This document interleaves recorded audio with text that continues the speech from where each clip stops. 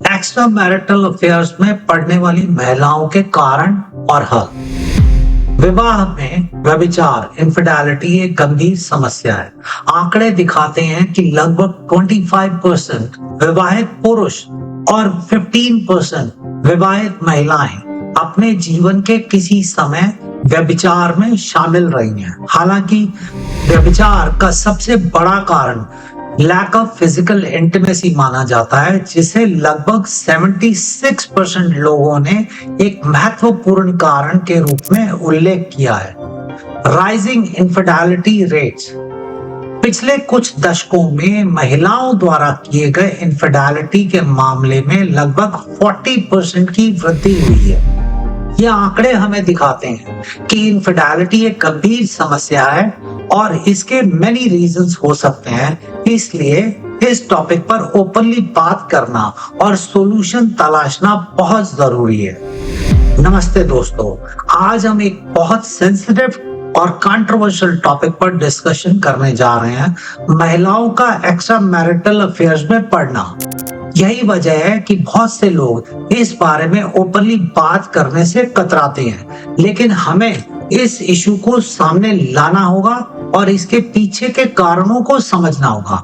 अगर आप भी इसी तरह की परेशानियों से गुजर रहे हैं या किसी को जानते हैं जिसने इसे एक्सपीरियंस किया है, तो ये वीडियो आपके लिए बेहद महत्वपूर्ण साबित हो सकता है। इसलिए अगर आप इस तरह के और अधिक इंफॉर्मेटिव कंटेंट देखना चाहते हैं तो कृपया हमारे चैनल को सब्सक्राइब करें और बेल आइकन पर क्लिक करें। पारिवारिक व्यभिचार एक दुखद और पेनफुल अनुभव है, जिसे अक्सर हमारे समाज में चुप्पी साध कर रख दिया जाता है। लेकिन क्या आप जानते हैं, बहुत बार महिलाएं बिना अपनी मर्जी के इस सिचुएशन में पहुंच जाती है। आज हम उन वजहों पर नजर डालेंगे जो महिलाओं को ऐसे कदम उठाने के लिए फोर्स करती हैं और साथ ही कुछ संभावित समाधान भी बताएंगे।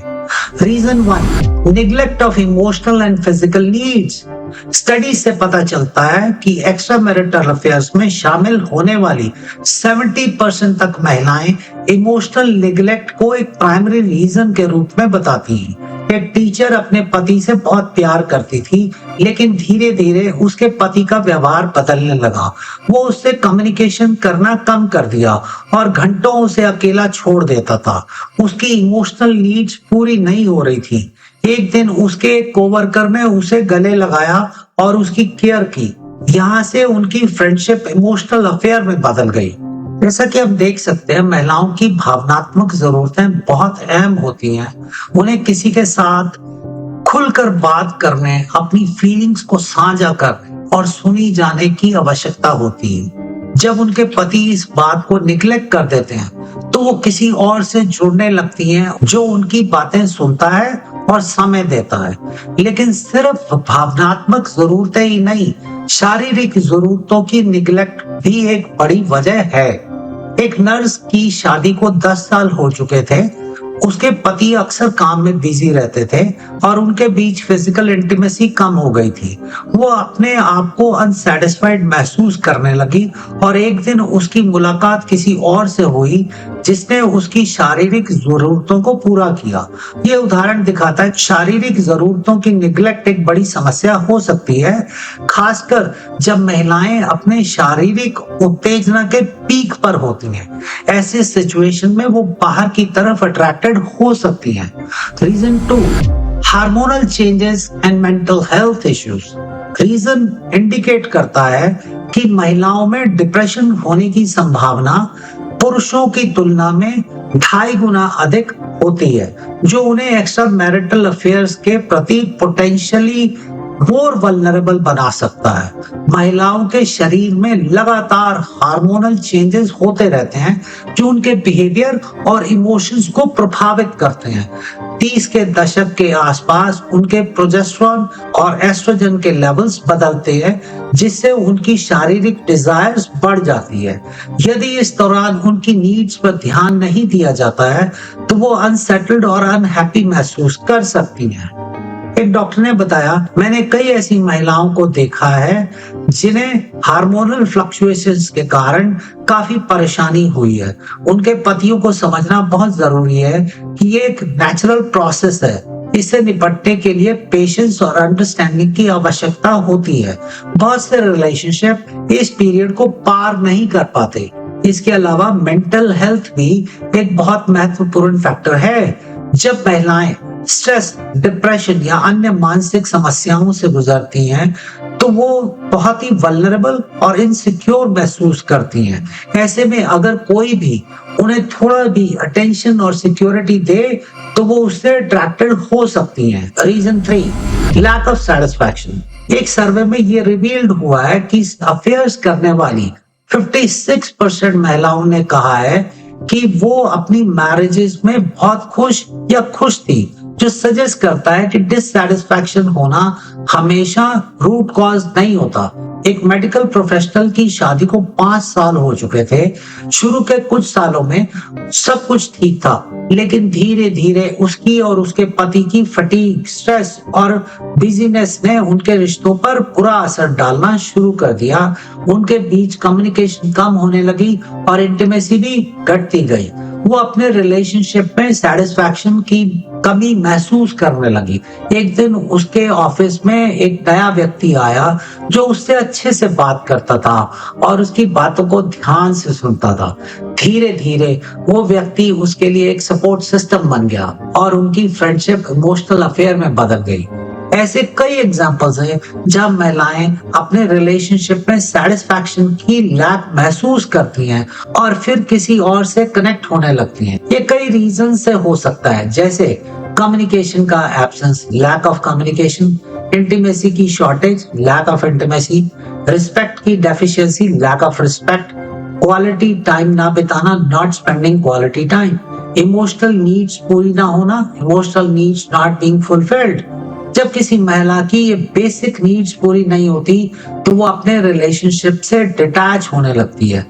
फिर वो किसी ऐसे इंडिविजुअल से अट्रैक्टेड होने लगती है जो उसकी इन नीड्स को फुलफिल करता है। रीजन 4, इनफिडेलिटी को जस्टिफाई करना। एक स्टडी के अनुसार इनफिडेलिटी में शामिल 34% महिलाओं ने रिपोर्ट किया कि उन्हें अपने एक्शंस पर कोई गिल्ट फील नहीं हुआ, जो अक्सर परसीव जस्टिफिकेशंस के कारण होता है। एक टीचर की शादी एक बिजनेसमैन से हुई थी। शुरुआत में सब कुछ ठीक था। धीरे धीरे उसका पति काम में इतना ऑक्युपाइड हो गया कि वो उसे समय नहीं दे पाता था। उसकी इमोशनल और फिजिकल नीड्स निगलेक्ट होने लगी। कुछ समय बाद उसने अपने स्कूल में एक नए टीचर से फ्रेंडशिप कर ली, जो उसकी बातें सुनता था और उसके साथ टाइम बिताता था। उनकी इस फ्रेंडशिप ने जल्दी नया टर्न ले लिया। अब यहाँ की टीचर कह सकती है कि चूंकि उसकी नीड्स पूरी नहीं हो रही थी, इसलिए उसने ये स्टेप उठाया।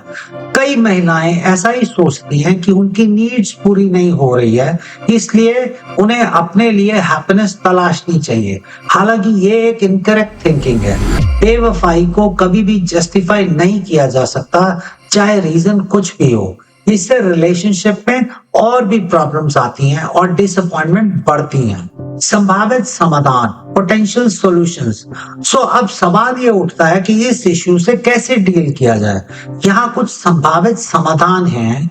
नंबर 1, खुला और ईमानदार communication, open and honest communication. ये बेहद जरूरी है। कपल्स एक दूसरे के साथ ओपनली बात करें। अपनी फीलिंग्स, डिजायर्स और रिक्वायरमेंट्स को शेयर करना बहुत महत्वपूर्ण है, ताकि दोनों एक दूसरे को समझ सकें। दूसरा, क्वालिटी टाइम स्पेंड करना, स्पेंडिंग क्वालिटी टाइम। कपल्स को एक दूसरे के लिए टाइम निकालना चाहिए, साथ में एक्टिविटीज करना, वेकेशंस पर जाना, रोमांस करना आदि। ये चीजें इंटीमेसी और कनेक्शन बढ़ाने में मदद करती है। तीसरा, अंडरस्टैंडिंग और रिस्पेक्ट। दोनों को एक दूसरे की नीड्स और फीलिंग्स का रिस्पेक्ट करना चाहिए। एक दूसरे के लिए टाइम निकालना, रिक्वायरमेंट्स पूरी करना और चेंजेस को एक्सेप्ट करना बहुत जरूरी है। फोर्थ, मेंटल हेल्थ पर फोकस करना। यदि किसी कपल में कोई भी व्यक्ति स्ट्रेस, डिप्रेशन या अन्य किसी मेंटल इश्यू से जूझ रहा है, तो उसे समय रहते ट्रीटमेंट लेना चाहिए। एक हेल्दी माइंड ही हेल्दी रिलेशनशिप में योगदान दे सकता है।